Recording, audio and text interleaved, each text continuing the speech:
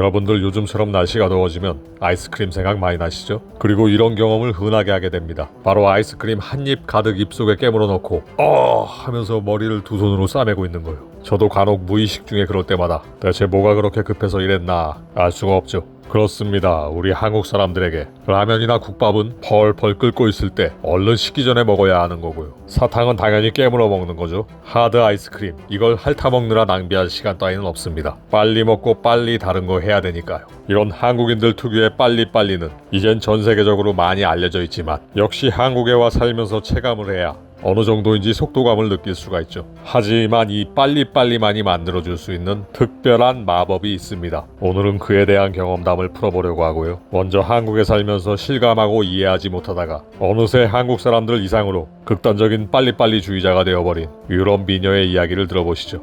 빨리빨리, 한국 사람을 상징하는 이미지죠. 한국에 있으면 빨리빨리라는 말이 왜 나오는지 생활 속에서 항상 체감할 수 있어요. 한국인들은 몇 초를 낭비하게 되는 걸 마치 자기 살이 깎이는 것처럼 아까워하니까요. 내가 그이에게 드물게 화를 냈던 일도 이런 한국 사람들의 빨리빨리 기질 때문이었답니다. 난 유럽에 있을 땐 사탕을 별로 좋아하지 않았죠. 대부분 단맛이 너무 강하고 입에 넣고 오물거리는 것이 보기 흉하다는 이미지가 있었거든요. 하지만 한국에 와서 내가 너무 좋아하는 사탕이 생겼죠. 바로 목캔디. 그가 잠이 올 때 효과가 있다고 차 안에 있던 걸 먹어봤는데 너무 달지 않고 상쾌한 느낌과 향이 참 좋았거든요. 유럽에도 리콜라, 모이칼 같은 감기 예방 허브 캔디들이 있지만 모과 향이 은은하게 남는 한국 목캔디가 딱 내 입에 맞더라고요. 하지만 목캔디 때문에 그때까지 모르고 있던 그의 이상한 습관을 발견했답니다. 어느 날 옆에서 우드득 우드득 하고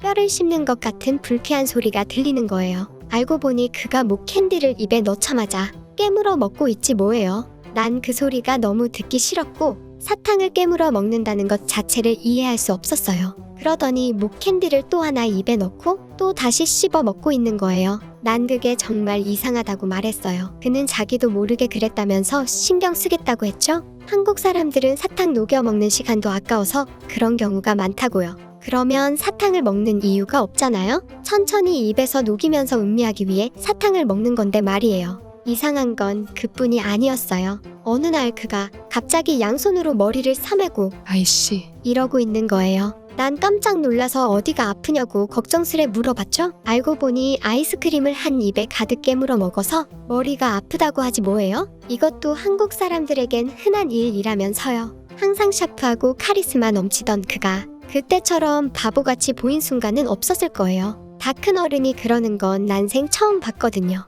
그는 나와 함께 있을 때는 다른 한국 사람들처럼 너무 급하게 서두르는 모습을 보인 적이 없었어요. 식사할 때나 생활에서 내가 불편함을 느낀 적도 없고요. 물론 그의 회사와 함께 거래를 진행할 땐 거래처 회사의 대표로 철저히 효율성을 중시하고 시간 낭비를 극도로 싫어하는 모습이긴 했지만요. 그가 일에 너무 철저하다는 것만 빼면 유럽 사고방식이라 생각해서 못 느꼈나 봐요. 그도 어쩔 수 없이 한국 사람이었다는 걸요. 며칠 후 또 내 목캔디를 그가 입에 넣고 우드득 거리며 씹어 먹는 걸 봤을 때였어요. 난 그 소리가 너무 싫어. 나도 모르게 화가 났나 봐요. 내가 싫다고 했잖아.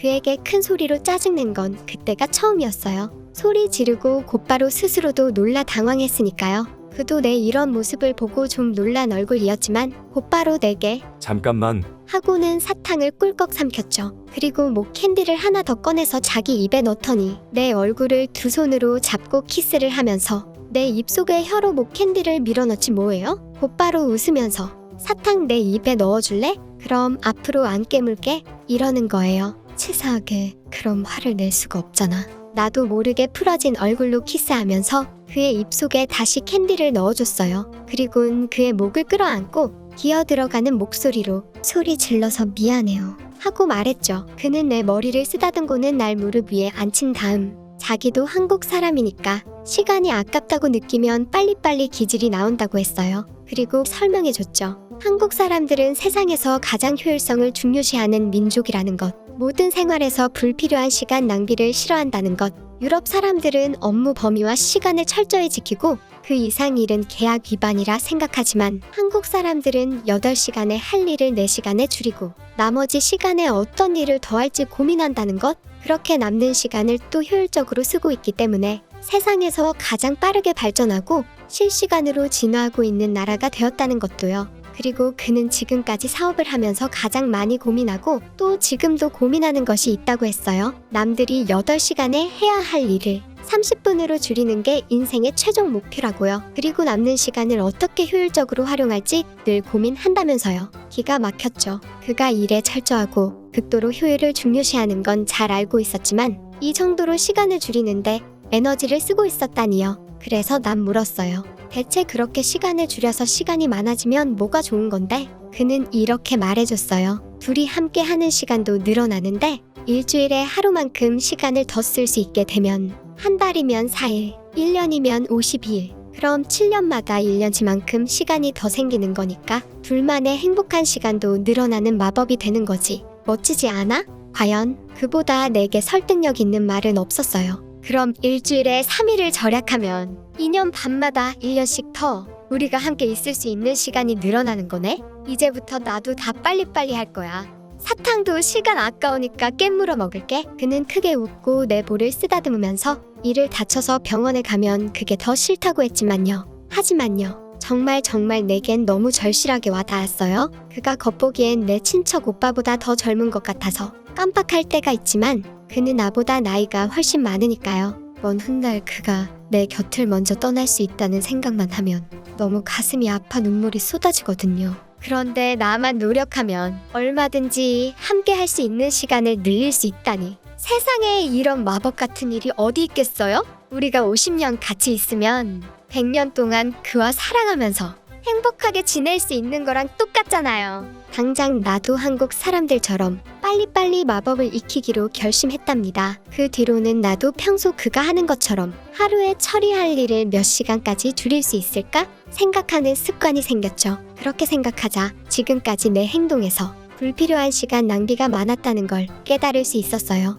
어느새 엘리베이터 문이 닫히길 기다리는 시간도 아까워졌고 한국 사람들처럼 즉시 닫힌 버튼을 누르게 되었고요. 사무실을 나오면서 회전문이 느린 게 답답해 손으로 밀어보는 행동을 하게 될 줄 누가 알았겠어요? 나도 한국 사람들처럼 아이스크림을 깨물어 먹다가 머리가 아파 두 손으로 감싸 쥐는 기분이 어떤 건지 알게 된 건 좀 창피하지만요. 이런 부작용도 있지만 남는 시간들이 크게 늘어나는 걸 실감했고요. 그렇게 만든 시간은 오로지 그와 함께 있는 시간으로 돌리면서 우리는 어느새 하루를 이틀만큼 충실하게 보내고 있답니다. 내가 빨리빨리로 만들어낸 시간을 항상 그가 함께 해주고 있으니까요. 그에게 내가 시간을 늘리고 싶은 진짜 이유를 말했을 때 그는 아무 말도 하지 않고 내 눈을 한참 바라보면서 그래서 그런 거구나. 라고 말했죠. 하지만 난 그의 목소리가 살짝 떨리고 눈동자가 조금 젖어 있는 걸 느낄 수 있었어요. 그는 내가 숨이 막힐 만큼 꼭 안아준 다음 내가 만들어낸 시간은 원하는 만큼 함께 해주겠다고 약속했었죠. 그렇기 때문에 일과 사생활과 식사와 여유를 철저히 분리해가며 살던 때보다 몸에 빨리빨리를 새기고 살아가는 지금이 너무 좋아요. 요즘 엄마와 통화할 때 내 말이 너무 빨라졌다고 불평해요. 그치만 한국은 국가 번호부터 8이잖아요? 빨리빨리 해야죠. 엄마도 빨리빨리로 시간이 늘어나면 밥만 늘게 될 거라고 설득하고 있어요. 그래도 여전히 목캔디는 깨물어 먹지 않는답니다. 내가 이를 다쳐서 치과에 가면 그가 마음 아파하는 게 더 싫으니까요. 아, 이거 괜히 욕먹을 것 같기도 하고 뭐 어쩌겠습니까? 있는 그대로 올린 건데 당도를 좀 줄여봤지만 어쩔 수 없어요. 저러는데 어떻게 감동을 안 받겠어요. 내가 먼저 세상에 없을 확률이 높으니까 시간을 2배로 만들어서 더 있고 싶다는데 제가 비행기까지 가서 붙잡아온 거 이해가 가시죠? 네, 유럽 미녀와의 경험담이었고요. 빨리빨리의 마법. 사실 한국 사람이라면 누구나 쓰면서 시간을 늘리고 있습니다. 정도의 차이만 있을 뿐이죠.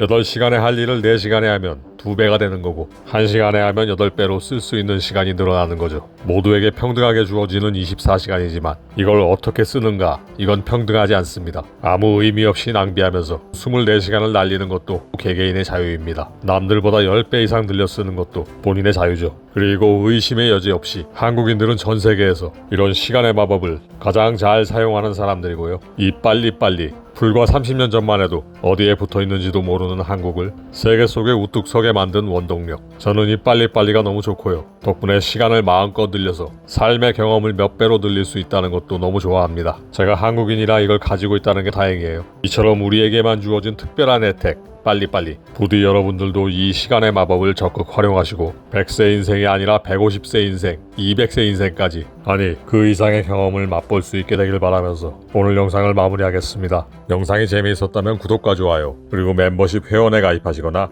슈퍼땡스를 통한 후원도 가능합니다. 멤버십에 가입한 분들은 회원 전용 배지와 함께 더욱 재미있는 경험담이 담긴 회원 전용 영상을 보실 수 있고요. 슈퍼땡스를 후원하는 방법은 지금 화면에 나오는 대로 내용을 참조하셔서 직접 후원할 금액을 선택하실 수 있습니다. 슈퍼땡스로 후원된 금액은 전액 어려운 이웃들을 위해 기부할 예정입니다.